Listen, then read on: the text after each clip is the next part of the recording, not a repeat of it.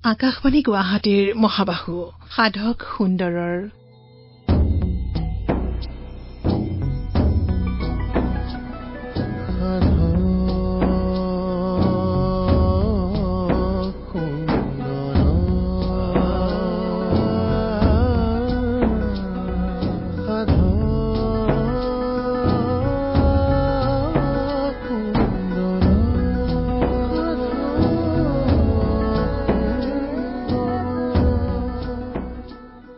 শ্ৰোতাসকল সাধক সুন্দৰৰ অনুষ্ঠানটিলৈ আকৌ এবাৰ আপোনালোকক আদৰণি জনাইছো। আমি কথা পাতি আছো বিশিষ্ট অভিনেত্ৰী ৰেবা ফুকনৰ সৈতে।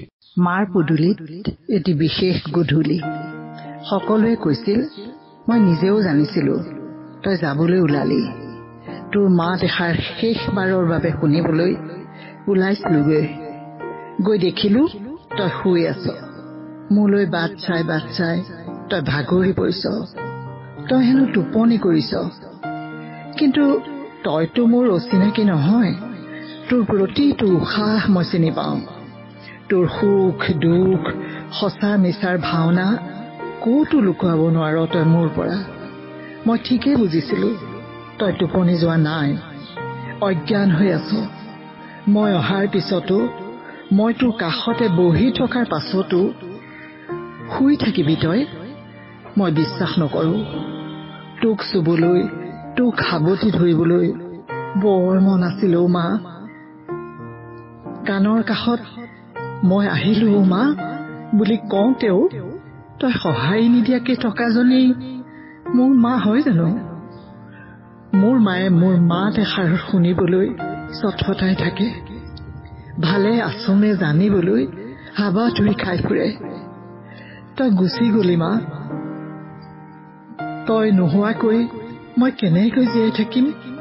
মোক নিশিকোৱাকৈ তই গুচি গলি মা। চিঞৰি চিঞৰি আৰ্তনাদ কৰা মোৰ বুকুৰ হাহাকাৰখিনিও তই দেখোন নুশুনাই হলি কিয় মা? দুটি খণ্ডত তেখেতৰ অভিনয় জীৱন, তেখেতৰ ব্যক্তিগত জীৱন, তেখেতৰ জীৱনৰ বহুতো সংঘাতৰ কথা তেখেতে আমাক সকলোকে জনালে। আজি আকৌ এবাৰ আমি তেখেতৰ সৈতে কথা পাতিবলৈ বহিছো। বাইদেউ, পুনৰবাৰ আকাশবাণী ষ্টুডিঅত আপোনাক আদৰিছো। ধন্যবাদ। যোৱাটো খণ্ডত আমি বহুখিনি কথাই পাতিলো, আপোনাৰ কবিতাও শুনিলো, দুটি গীতৰ কলি আপুনি গুণগুণালে, ভাল লাগিল, আৰু আপোনাৰ জীৱনটোৰ বহুখিনি কথাই আপুনি কৈছে। আজিৰ খণ্ডতে আমি আৰম্ভ কৰিব বিচাৰিছো বৰ্তমানৰ আপোনাৰ পৰিয়ালটো। আপোনাৰ পৰিয়ালত এতিয়া কোন কোন আছে? পল বুলি কৈ থাকোতে হয়তো বহুতে ধাৰণা কৰিছে। হয়, পল মোৰ ল'ৰা, পল ফুকন, সি অভিনয়ো কৰে। তাৰপিছত মোৰ এটাই ল'ৰা আৰু বোৱাৰী, তাৰ বিয়া পাতি দিলো 12 চনত। এতিয়া বোৱাৰী গীতা চহৰীয়া, এতিয়া ফুকন গীতা, আৰু মোৰ অকমানি নাতিনী এজনী বৰ মৰম লগা। তাইৰ নামটো আকাংক্ষা ফুকন, কিন্তু তাইক আমি ৰিচা বুলি মাতো। মই ঢেৰ নাম দি মাতো হৈছে। খুব মৰমৰ একেবাৰে। শ্ৰোতাসকল, আপোনালোকে গম পালে পল ফুকন ৰেবা ফুকনৰ ল'ৰা, আৰু পল ফুকন অভিনয় জগতত সকলোৱে চিনি পায়, এগৰাকী জনপ্ৰিয় অভিনেতা পল ফুকন। গতিকে তেখেতৰ মাতৃ ৰেবা ফুকন। আৰু আমি কথা পাতি আছো, আপোনাৰ জীৱনটোৰ কথা পাতি আছো। যোৱা খণ্ডত সামৰণি ফালে এটি ভাল লগা ঘটনা আপুনি কৈ শুনাইছিল, কেনেকৈ থিয়েটাৰ কৰি থাকোতে বোমা ফুটিব বুলি হাহাকাৰ লাগিল, আৰু গৈ পেলাই কেনেকৈ ভূতে মহিলাকেইগৰাকীক পৰি যাওঁতে উঠাবলৈ খোজোতে তেওঁলোকে কেনেকৈ ভয় খায়। গতিকে এই কথাখিনি খুব ভাল লগা আছিল, আৰু নিশ্চয় তেনেকুৱা ভাল লগা ঘটনা আছে। আজি আৰু এটি কওকচোন বাইদেউ, শুনি ভাল লাগিব। আছে, ঢেৰ আছে। 14 বছৰৰ ঘটনা বহুত আছে। এটা তোমাক কওঁ, মানে মই প্ৰথম খণ্ডটোত যে কৈছিলো, সেই নাটকখনতে হয় কি, মই একেবাৰে বুঢ়ী মানে হওঁ। এটা সময়ত মানে একেবাৰে জেলত থাকি থাকি বুঢ়ী হওঁ। প্ৰথম অৱস্থাত মানে সেই জেলৰ চিনটোৱে দেখুৱাই মই একেবাৰে বুঢ়ী আৰু দেই। তেনেকুৱাতে মই আকৌ ছোৱালী অৱস্থা, সেইটো মানে ফ্লেশ্ববেক কৰি পেলাই তেনেকে আহে সেইটো কেৰেক্টাৰটো তেনেকুৱা। তাৰপিছত নাটকখন চালে দৰ্শকে, চাই পেলাই এগৰাকী একেবাৰে বয়সস্থ, আমি আইতা বুলি মাতিব পৰা এগৰাকী বয়সস্থ মহিলা মঞ্চলৈ আহিলে। আহি পেলাই তেওঁ মোক হাততে ধৰি পেলাই কৈছে, তোমাৰ প্ৰথম অৱস্থাত যেতিয়া তুমি ওলাই পেলাই বুঢ়ী হৈ পেলাই অভিনয় কৰি আছিলা, মোৰ মনটোত ইমান ভাল লাগিছিলে যে ইমান বয়সতো তাৰমানে ভ্ৰাম্যমাণ থিয়েটাৰত ৰাখে, এতিয়া ময়ো কোনোবা দিনা এখন সোমাম বুলি মনতে ভাবি আছিলো। তাৰপিছতে দেখিলো তুমি দেখোন নহয়, তুমি মোক ফাঁকি দিছা, তুমি দেখোন গাভৰু ছোৱালী। তেতিয়া মই এক্টিং কৰিছো। তাৰপিছত তেওঁ সেইদৰে কৈছিলে, তেতিয়া মোৰ ইমান ভাল লাগিছিলে। আৰু মই নিজে নিজে ভাবিছিলো যে হয় মই সঁচাকে বুঢ়া মানুহৰ নিচিনা হ'ব পাৰিছো নেকি। তেখেতে তেনেকে যেতিয়া ভাবিছে, তেখেতে তেনেকে ভাবি দিছিলে যে ময়ো পাৰিম তাৰমানে সোমাব, ইয়াত লয় এনেকুৱা বয়সৰ মানুহ। কেতিয়াবা হয়তো এনেকুৱা হ'ব পাৰে, কিবা ধৰি লওক কিবা এটা সামগ্ৰী আপুনি লৈ আহিব লাগে মঞ্চত অভিনয় কৰি থাকোতে, কিবা এটা পাহৰি গ'ল, তেতিয়া মিলাবলৈ অসুবিধা হয়। কেতিয়াবা কোনোবা এগৰাকী অভিনেতাই হয়তো সংলাপ ক'ব লাগিছিল বেলেগ ধৰণে কৈ দিলে বেলেগ ধৰণে, তেতিয়াও মিলাবলগীয়া হয়। বিভিন্ন ধৰণৰ ঘটনা হৈ থাকে। দৰ্শকে গম নাপায়, আপোনালোকে গম পাই থাকে। নাই, সেইটো দৰ্শকে গম নাপায়, সেয়াই আমাৰ বুদ্ধি আৰু কুবুদ্ধি বুলিও ক'ব পাৰা তুমি। তেনেকে আমি মিলাই লৈ যাওঁ। কোনোবা আহি পোৱাহি নাই, ধৰা আহি পাব লাগিছিলে কিন্তু নাপালেহি, তেনেকুৱা আৰু এটা আছে। মহানন্দ শৰ্মাৰ কথাই কওঁ, মানে এসময়ত মহানন্দ তেতিয়া থিয়েটাৰ নাই আৰু দেই, তেওঁ আকৌ অভিনেতা হিচাপে সোমালে কোহিনুৰত। তেতিয়া মহানন্দৰ মানে বহুত চিন্তাই ভাৱনাই চব ডাইলগবোৰ পাহৰি যায়, মই একেবাৰে মনত নাই, মানে ৰাখিবই নোৱাৰে। আৰু দিনটো ঘূৰি ফুৰে নানান হুলস্থুল, মানে কিবা কিবি ব্যক্তিগত কামত। গধূলি আহে দৌৰিকে প্ৰম্পটাৰজনৰ ওপৰতে নিৰ্ভৰ কৰি তেখেত উঠি দিয়ে মঞ্চলে, আজি কি নাটক চবে মনত পেলাই দিব লাগে, আৰু সেইমতে মেকআপটো লয়। একেবাৰে মেকানিকেলি মানে দাদাই কৰিব পাৰে, মানে দাদাৰ সেইটো আছিলে। আৰু সন্মুখত লৈ যায়, আৰু সন্মুখত যদি পইচা দিবলৈ থকা মানুহ থাকে, দাদাই মানে এনেকুৱা পাহৰে, তেতিয়া আৰু বিপদ হয় দাদাৰ পৰা, মানে ডাইলগ পাহৰে। আৰু নিজে হাঁহেও, আৰু সেইটো কৈ খুব সেই কেনেকে কমো ডাইলগ আগত হয়তো কোন দেখা নাই, এনেকে আমাক ধেমালি কৰে। তাৰপিছত প্ৰম্পটাৰজন তেতিয়া প্ৰদীপ গোস্বামী বুলি এজন প্ৰম্পটাৰ আছিলে দেই, তেওঁ কোহিনুৰত। তেওঁ খুব মানে বুদ্ধিৰে সতে মহানন্দ শৰ্মাক মানে অডিয়েঞ্চে ধৰিব নোৱাৰাকে তেখেতে চলাই লৈ যায়, জানে মানে দাদাই এনেকৈ এইখিনি পাহৰিব। সেইটো খুব সাংঘাতিক টেকনিক তেখেতৰ। তাৰপিছত এখন নাটকত মানে দাদাৰ কি হয়, এটা সময়ত মানে উৰণি ল'ব লাগে, মুখখন এনেকে ঢাকি লৈ পেলাই ডাইলগটো ক'ব লাগে। সেই আধাতে মানে সেই সময়তে দাদাই চাই দিয়ে, কৈ দিয়ে, এনেকে ইফালৰ পৰা উৰণিখন ল'ব লাগে। সেইদিনাখন সময়ত পাহৰি থাকিলে দাদাই উৰণি ল'বলৈ।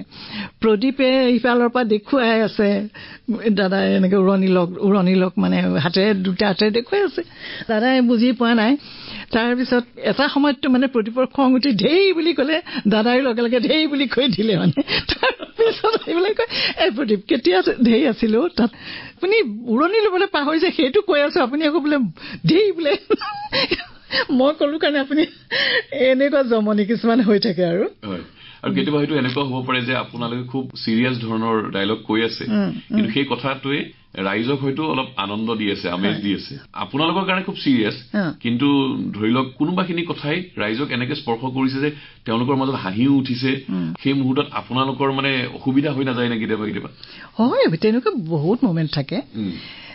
মোৰতো আৰু বিপদ হয়, মই খুব মানে পটককে হাঁহো, মই হাঁহি ভালো পাওঁ। মই তোমাক কৈছো নহয়, মই হাঁহি হুৱা মানুহ আচলতে। কোনোবাই কিবা এটা বদমাচি কৰি দিয়ে, জানে যে এইবাৰ হুৱাবলৈ ভাল, এই তেনেকুৱা উৎপাত এটা কৰি দিব, তাৰপিছত মঞ্চতে কৰি দিয়ে। তাৰপিছতো মইতো চিৰিয়াছ কেৰেক্টাৰে প্ৰায় সেই সোপা কৰি থাকিব লাগে, অথচ মই ভিতৰি দি থাকিব নোৱাৰা হৈ হাঁহি থাকো, কিন্তু তেনেকে আৰু ফাঁকি দিয়ে। ৰখাই মানে অডিয়েঞ্চে বুজি নোপোৱাকে তেনেকে সেইটো এটা বুদ্ধি কৰিব লগা হয়, আৰু বিপদ এটা ডাঙৰ এটা হয়, কিন্তু তথাপিতো আৰু তেনেকে চলাই দিওঁ আৰু মঞ্চত। বহুতো কথা পাতিছো আমি ভ্ৰাম্যমাণৰ কথা বাইদেউ, আৰু আপোনাৰ পৰিয়ালটোৰ কথাও আমি পাতিছো। আপুনি ভ্ৰাম্যমাণৰ পাছত চিনেমা, ধাৰাবাহিক এই মাধ্যমটোলৈ গুচি আহিল? নহয়, মই একেলগে চব ষ্টাৰ্ট হৈছে, একেলগে কৰিছো। 84ত মোৰ ভ্ৰাম্যমাণলৈ গৈছো ওপৰৰ পৰা। 84তে মই এণ্টনি মোৰ নাম চিনেমাখন কৰিছো, সেইখনো সাংঘাতিক হৈছে। আৰু একে তোলপাৰ লগাই দিছিলে এণ্টনি মোৰ নাম চিনেমাখনে, মোৰ কাৰণে বুলিয়ে নহয়, ছবিখনে তোলপাৰ লগাইছিলে। তাৰ সেই সময়তে মই ৰেডিঅ'ত অডিশ্যন দিছিলো। কিমান চনৰ কথা বাইদেউ? 84, মই চব 84ত।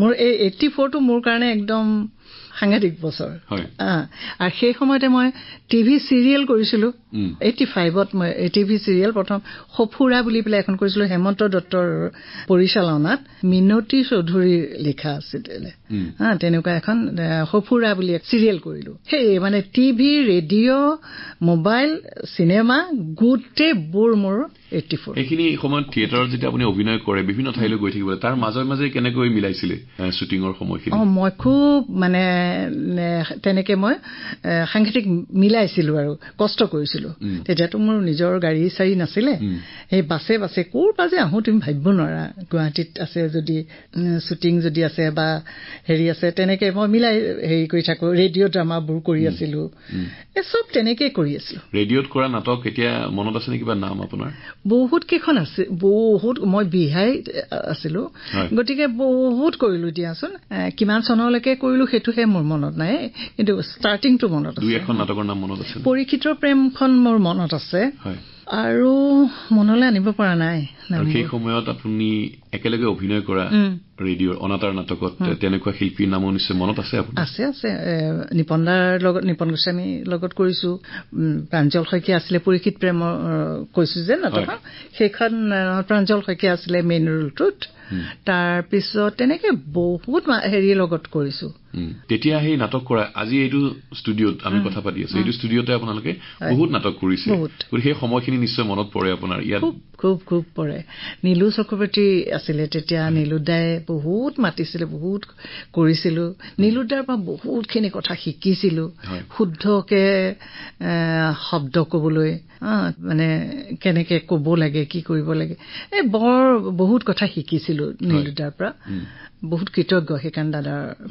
নীলু চক্ৰৱৰ্তী অতি শ্ৰদ্ধাৰ এগৰাকী ব্যক্তি আৰু তেখেতে অনাতাঁৰ নাটৰ ক্ষেত্ৰখনত যিধৰণে জড়িত হৈ আছিল এতিয়াও বহু শিল্পীয়ে কয় যে তেখেতৰ পৰা শিকিছে যিদৰে আজি আপুনি কৈছে আৰু এটা এইখিনি মই কথা কওঁ দেই নীলুদা এনেকুৱা এজন ব্যক্তি আজিকালি মই দেখিছো বহুত আৰ্টিষ্টে কাৰোবাক ৰিকুৱেষ্ট কৰিব লাগে যে মোকো লওক না মোকো মাতক না এই কথাষাৰটো মই নোৱাৰিলো জীৱনত সেইকাৰণে মোক যি বুলিয়ে ভাবে সেইটো মোৰ অহংকাৰ নহয় মোৰ এনেকুৱা যদি প্ৰয়োজন তুমি যদি ভাবা যে মোক লাগে মই দৌৰি যাম চুচৰি যাম তুমি মাতিলে কিন্তু তুমি নামাতাকে মই তোমাক ক'ব নোৱাৰিম কিন্তু তুমি মাতা না এনেকে ক'ব মই নোৱাৰিলো জীৱনত দেই সেইটো মোৰ জীৱনত নহল কিন্তু নীলুদাহত এনেকুৱা মানুহ ইমান গুণী জ্ঞানী মানুহ কোনো কালে নীলুদাক মই কৈ পোৱা নাই যে নীলুদা ক'ত থাকো ভ্ৰাম্যমানত থাকো ক'ৰবাত থাকো এইটো নকৰে যে তাই কেনেকে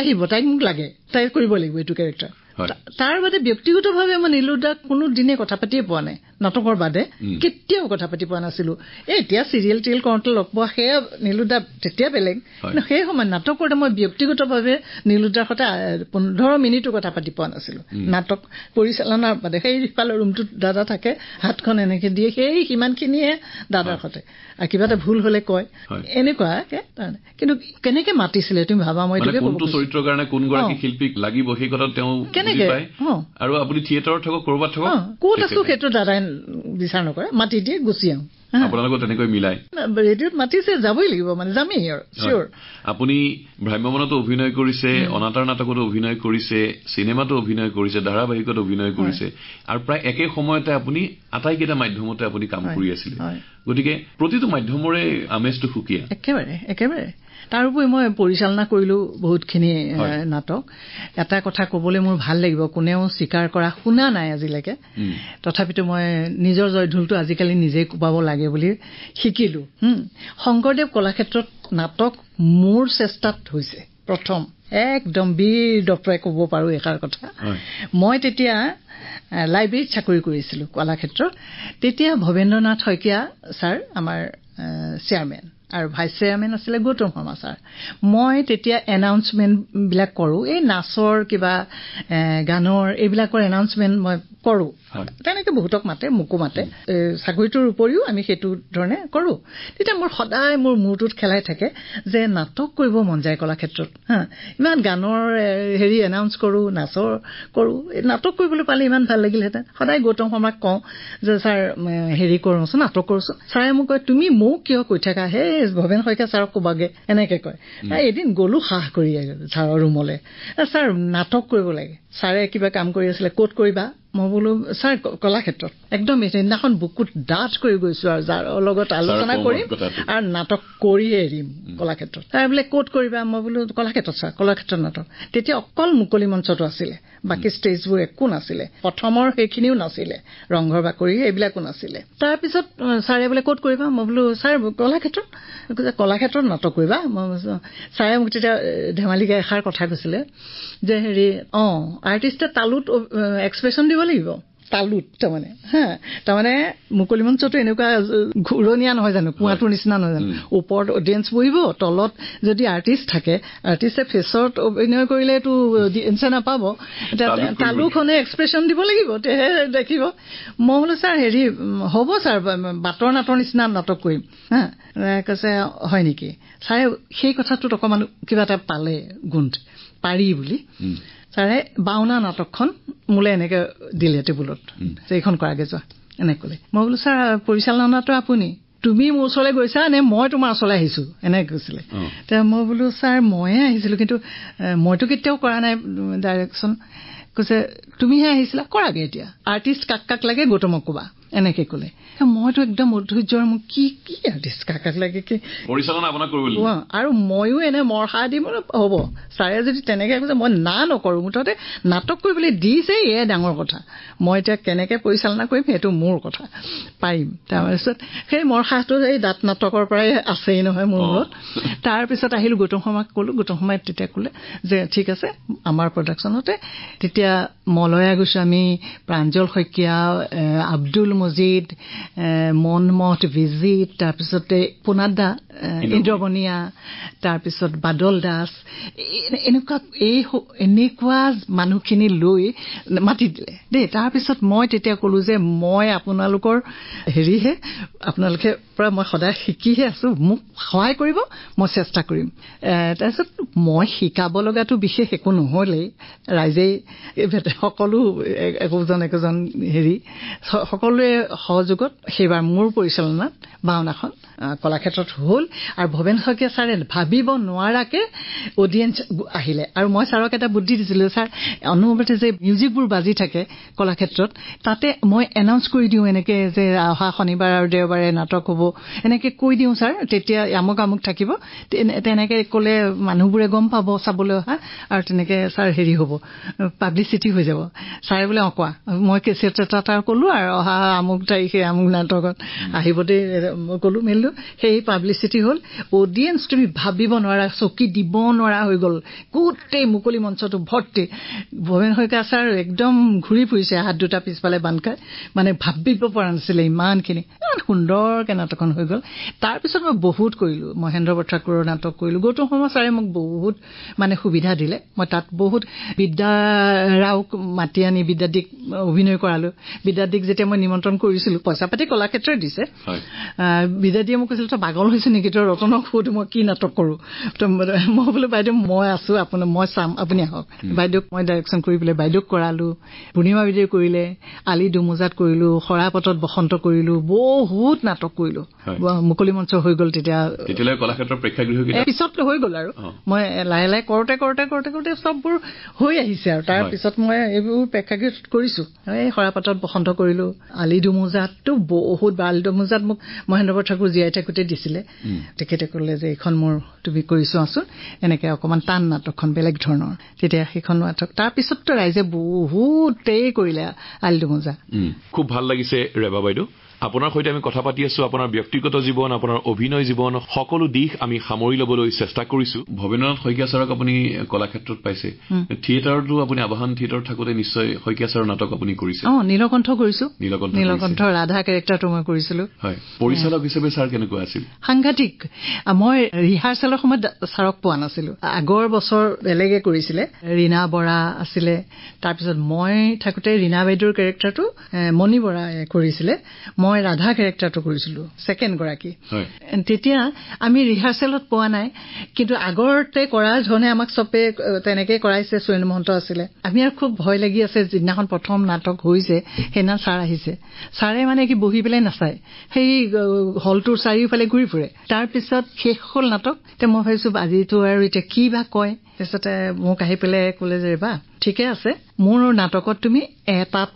দন্তীয়া ট এটা কমকে ক'বা এতিয়া ক'ত দন্তীয়া টটো লগালো বিচাৰি ফুৰিছো গোটেই স্ক্ৰিপ্টখন আনিলো এটা শব্দওতো বেছি ক'ব নোৱাৰো কম ক'বও নোৱাৰো ছাৰে লিখা মতেই কৈছো চবে কৈ থৈছে যে ছাৰৰ নাটকত এইবোৰ গণ্ডগোল নকৰিব তাৰপিছতে এটা ক'ত ক'লো মই মোৰটোত মানে বিচাৰি পোৱা নাই পিছত গম পালো যে যোৰহাটৰ মানুহবোৰে তাতোতকৈ শব্দটো কওঁ তাতোতকৈ নহয় তাতোকৈ মই তাতোতকৈ বুলি কৈছিলো সেই দন্তীয়া টটো ক'ত আছে নিজে বিচাৰিবলৈ দিলে এই যে শিক্ষাটো মূৰত সোমাই গ'ল আৰু নকওঁ এতিয়া তাতোকৈ বুলিয়ে কওঁ খুব ভাল লাগিছে আৰু আপুনি কৈছে হেমন্ত দত্তক আপুনি খুব শ্ৰদ্ধা কৰে তেখেতৰ পৰিচালনাতো আপুনি অভিনয় কৰিছে সহশিল্পীসকল বহু সহশিল্পীক আপুনি পাইছে তেখেতসকলৰ সৈতে অভিনয় কৰাৰ আৰু অভিজ্ঞতা সুকীয়া আপুনি ভৱেশ বৰুৱাক পাইছে প্ৰাণজিৎ দাসকো পাইছে বিভিন্ন গৰাকীক পাইছে তেখেতসকলৰ লগত অভিনয় কৰাৰ অভিজ্ঞতা কেনেকুৱা আছিল সুন্দৰ প্ৰত্যেকৰে বেলেগ বেলেগ ষ্টাইল বেলেগ বেলেগ ব্যক্তিত্ব গতিকে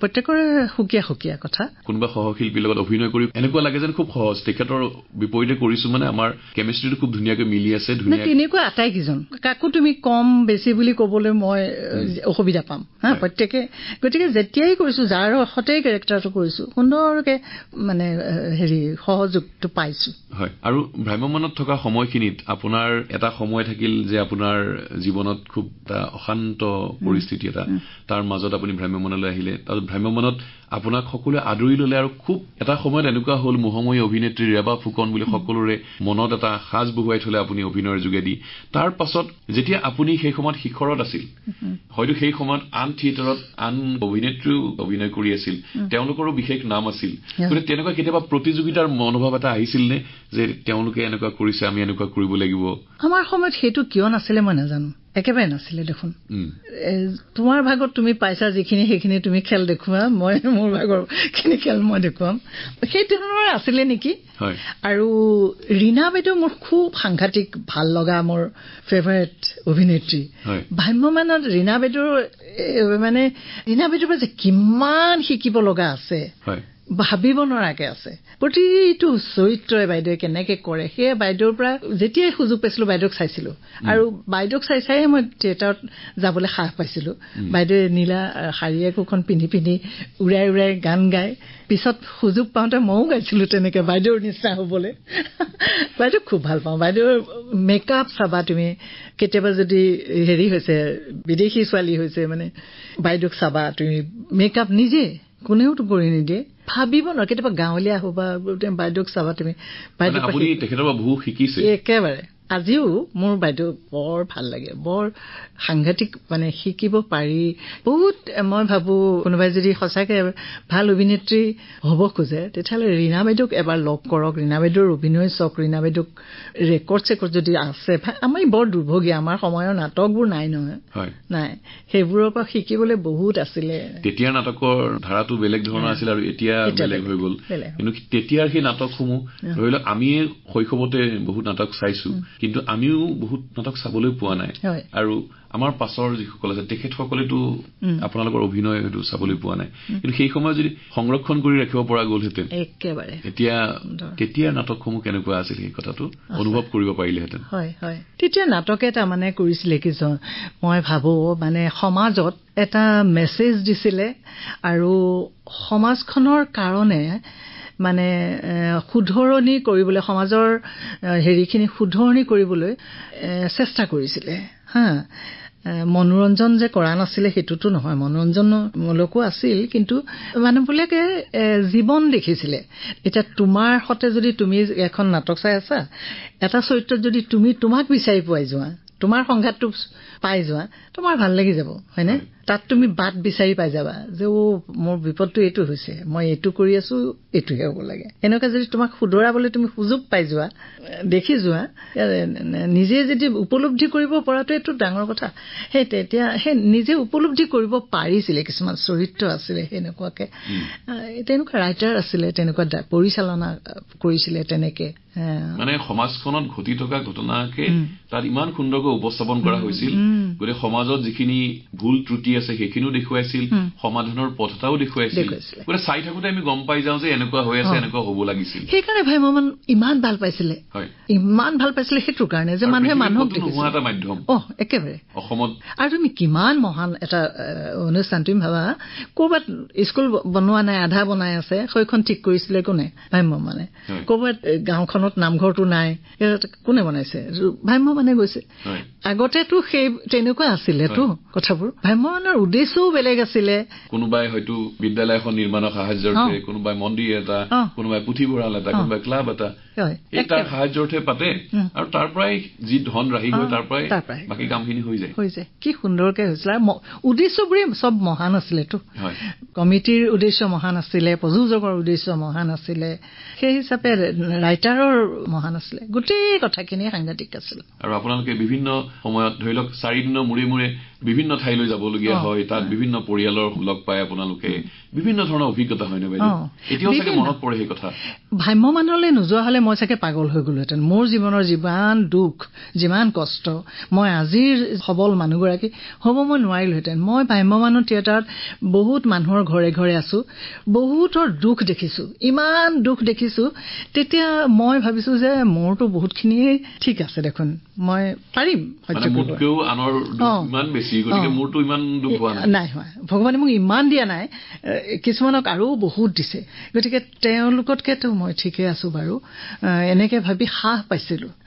আৰু মানে খোলা মনেৰে মোক মৰম কৰিছিলে প্ৰত্যেক ঘৰ মানুহে। কিছুমান মানুহতো এতিয়াও আহি পেলাই বৰ দুখ লাগে, এনেকে কয় জানে, আপুনি আমাৰ ঘৰলৈ গৈছিলে নহয়, আমাৰ ঘৰত আছিলে যে, এনেকে কয়। মোৰ ইমান দুখ লাগে। 14 বছৰে ঘূৰিছো, কাক কিমান মনত ৰাখিবা, তাৰে বিশেষভাৱে কাৰোবাক কিবা কিবি মনত আছে, কিন্তু কোনোবাই আহি তেনেকে কৈ দিয়ে নহয়, ইমান দুখ লাগে, পাহৰি গৈছো বুলি কবলৈ বৰ দুখ পাওঁ। মৰমতহে মনত ৰাখিছে। মই গৈছিলো, সেইটোনো কি ডাঙৰ কথা এটা, কিন্তু তেওঁ যে মনত ৰাখিছে কিহৰ কাৰণে? মৰমত। বিৰাট ভাল পাইছিলে যে এদিন মই যোৱাটো বৰ উল্লেখযোগ্য কথা হৈছে তেওঁৰ কাৰণে। ইমান সাদৰেৰে কয়, আজিও ক'ৰবাত হস্পিটেলত কেতিয়াবা পাওঁ, কয় বাইদেউ আপুনি আমাৰ ঘৰলৈ গৈছিলে নহয়, আমাৰ ঘৰত ভাত খাবলৈ মাতিছিলো যে, আপুনি যে গৈছিলে চাওকচোন। ইমান সৰলভাৱে আজিও কয়। সেইবোৰ মৰম ক'ত পাবা তুমি? এইটো আমাৰ নিজৰে শৈশৱৰ সময়খিনিৰ কথা মনত পৰিলে মনত পৰে। আপুনি আমাৰ অঞ্চলত যেতিয়া থিয়েটাৰত অভিনয় কৰিছিল, কোনটো ঘৰত আছিল, ভৱেশ বৰুৱা ক'ত আছিল, তেতিয়া মানে আমাৰ কাৰণে সেই এটা ৰাতি অভিনয় কৰা শিল্পীসকলক দিনত কেনেকুৱা কোন ক'ত আছে চাবলৈ যাওঁ, সেই এটা আগ্ৰহ আপোনালোকৰ প্ৰতি। ভ্ৰাম্যমান থিয়েটাৰ বুলি ক'লেই একোটা অঞ্চলত উৎসৱৰ নিচিনা হৈ থাকে। তেতিয়া মানে মনোৰঞ্জনৰ হেৰিবোৰ কম আছিলেতো। এতিয়া ধৰা মোবাইলটো খুলিলেই তুমি দুনিয়াখন পাই থাকিবা, তেতিয়াতো নাছিল নহয় তেনেকুৱা কথা বতৰা, টিভি চিভি নাছিল। তেনে মানুহে আমি যে যাওঁ মনোৰঞ্জনক মানে এটা হেৰি পায়, সেইবোৰৰ কাৰণেও মানুহে খুব ভাল পাইছিলে। আমাক যে চাবলৈ দিনত, তুমি দিনৰ কথা কৈছা, মোৰো এতিয়া মনত আছে, মই ভগৱান শ্ৰীকৃষ্ণ, লক্ষ্যধৰ চৌধুৰীৰ নাটক ভগৱান শ্ৰীকৃষ্ণ কৰিছিলো আবাহন থিয়েটাৰত। তেতিয়া মই ৰুক্মিণী হৈছিলো, আৰু কৃষ্ণ হৈছিলে প্ৰাণজিৎ দাস। একেবাৰে ভগৱান বুলি ভাবি থাকে, গম পাইছা? ৰামায়ণ চলাৰ সময়ৰ কথা কৈছো দেই তোমাক। সেই সময়ত ৰাতিপুৱা আমাক এঘৰ, মোৰ থমনা বুলি জেগা এটুকুৰাত এঘৰ মাৰোৱাৰী মানুহৰ ঘৰত আমাক ৰাতিপুৱা চাহ খাবলৈ মাতিছে। প্ৰাণজিৎ দাসকো মাতিছে, মোকো মাতিছে। আৰু আমি যাওঁতে দুৱাৰত এনেকে ধূপ আৰু চাকি লৈ এনেকে আৰতি কৰিছে। এতিয়া মইতো কথাটো বুজি পোৱা নাই কি হ'ল ঘটনাটো। যেতিয়া প্ৰাণজিৎ দাসে মোক কৈছে যে তুমি গম পোৱা নাই, তুমি ৰুক্মিণী, কৃষ্ণ, তেওঁলোকৰ মনত সেইটো ভাৱ লৈ আছে তেনেকে। সেইকাৰণে সি জমাই পেলাই মোক কৈছে। আৰু তাৰপিছত বিশ্ৰাম ইমান বেয়া লাগিছে, মানে মই মানে কি ক'ম আৰু, মোৰ মাতিছে, মই নৰমনি চাহ খাইছো, মানে ভাৱটো তেনেকুৱা। আৰু মানুহগৰাকী মোৰ ওচৰত চকীত একেলগে বহা নাছিলে, তলত বহিছিলে মাৰোৱাৰী মানুহগৰাকী।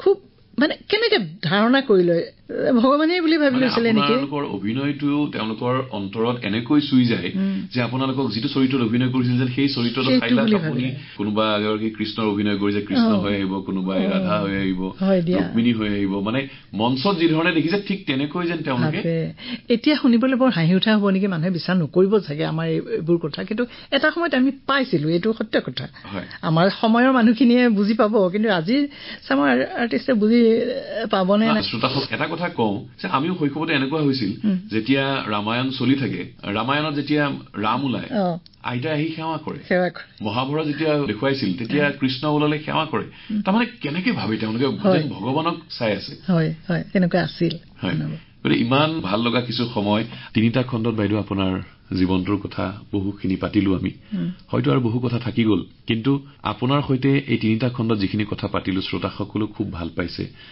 আপুনি কৈছিলে যে আকাশবাণীৰ সৈতে আপোনাৰ সম্পৰ্কটো বহুদিন ধৰি আপুনি নাটকত অভিনয় কৰা নাই কিন্তু বহু বছৰৰ মূৰত আকাশবাণীলৈ আহিছে ইয়ালৈ আহিলে আপুনি নষ্টালজিক হৈ পৰে আকৌ আকাশবাণীৰ সৈতে সম্পৰ্কটো নতুনকৈ আৰম্ভ হৈছে আপোনাৰ আশা কৰো অনাগত সময়ত আকৌ লগ পাই থাকিম আকৌ হয়তো আপুনি আহি নাটকত অভিনয় কৰিব আপুনি বি হাই গ্ৰেডৰ অভিনয় শিল্পী আকাশবাণী গুৱাহাটীৰ গতিকে আপোনাক অনাগত সময়ত আমি পাই থাকিম বুলি আশা কৰিছো আপোনাৰ জীৱনৰ বহুতো সংঘাত আছিল বহুতো দুৰ্যোগ আহিছিল তাৰ পাছতো আপুনি সবল হৈ অভিনয় কৰি থাকিলে জীৱনটোক আগুৱাই লৈ গ'ল আপোনাৰ পুত্ৰ বুৱাৰী আৰু নাতিনীৰ সৈতে খুব ভাল লগা এটি পৰিয়াল সংসাৰখন ভালদৰে চলি আছে গতিকে আপুনি এনেদৰে হাঁহি মাতি থাকক ভালে থাকক অনাগত সময়ত আকৌ লগ পাম খুব ভাল লাগিল আপোনাৰ সৈতে কথা পাতি মোৰো খুব ভাল লাগিল তোমাক বহুত ধন্যবাদ আৰু এসোপা আশীৰ্বাদ তুমি যে মোক মাতিলা ৰেডিঅ'লৈ মই খুব খুব শান্তি পালো আকৌ আহি থাকিম বুলি ক'লা সেইটোও ভাল পালো ৰেডিঅ' মই খুব ভাল পাওঁ এসময়ত মই আছিলো এতিয়া মোৰ বুৱাৰী ইয়াত কাম কৰে মই ইমান শান্তি পাওঁ তাকে মই তাইক কওঁ বোলো তুমি যে ৰেডিঅ'ত কৰা মোৰ কিবা বৰ ভাল লাগে খুব ভাল লাগে ৰেডিঅ' মোৰ কাৰণে বৰ সন্তোষৰ জেগা বাইদেউ অনুষ্ঠান সামৰাৰ পূৰ্বে আপোনাৰ কবিতা এটি শুনো ভাল লাগিব এবাৰ মই মানে শ্বিলঙৰ গৈছিলো তেতিয়া জলপ্ৰপাতটো দেখি মোৰ এটা মন অনুভৱ হৈছিলে সেইখনকে লিখি থৈছো জলপ্ৰপাত গতি মাথো গতি পাহাৰৰ সুউচ্চ টিলাৰ পৰা প্ৰচণ্ড গতিৰে বাগৰি পৰিছা প্ৰকাণ্ড শিলৰ বুকুত চিঞৰিছা নেকি বাৰু তুমি অবুজ ভাষাৰে নিৰ্জনতাৰ বুকু কপাই ময়ো কান্দিছো তোমাৰ দৰে সপোনবোৰ মোৰ যেতিয়াই তোমাৰ দৰে প্ৰকাণ্ড শিলত আচাৰি ভাঙি চিঙি চুৰমাৰ হৈ যায় এৰা তোমাৰ দৰে ময়ো হতাশ হোৱা নাই থমকি ৰোৱা নাই মই তুমি কান্দিছা নিৰ্জনতাৰ বুকু ভেদি ময়ো কান্দিছো জনমানসৰ কোলাহলৰ বুকু ভেদি মোৰ দুখৰ ভাষা তোমাৰ দৰে দুৰ্বুদ্ধ বুজি নোপোৱা নৰবা থমকি কি দিন কি ৰাতি মই ৰোৱা নাই কাহানিও গতি মাথো গতি কি পালো কি নাপালো হিচাপ নকৰি আগুৱাই যাওঁ বোলা আমি দুয়ো হলেও পৃথকে পৃথকে আগুৱাই যাম আমি সাগৰলৈ বুলি